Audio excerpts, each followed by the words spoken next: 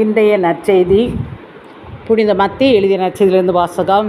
அதிகாரம் 9, இறை வார்த்தைகள் 14 முதல் 18 முடிய.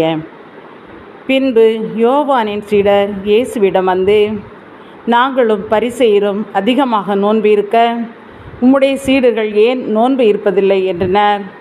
அதற்கு இயேசு அவர்களை நோக்கி, மணமகன் தங்களோடு இருக்கும் வரை மணவிருந்தினர்கள் துக்கம் கொண்டாட முடியுமா? மணமகன் அவர்களை விட்டு பிரிய வேண்டிய காலம் வரும், அப்போது அவர்களும் நோன்பு இருப்பார்கள். மேலும் எவரும் பழைய ஆடையில் புதிய துணியை ஒட்டு போடுவதில்லை, ஏனெனில் அந்த ஒட்டு ஆடையை கிழித்துவிடும், கிழிசலும் பெரிதாகும்.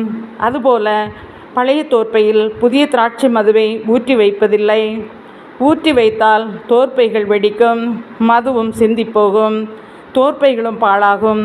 புதிய மதுவை புதிய தோற்பைகளில்தான் ஊற்றி வைப்பர், அப்போது இரண்டும் வீணாய் போகா என்றார். இது கிறிஸ்துவின் நற்செய்தி. கிறிஸ்துவே உமக்கு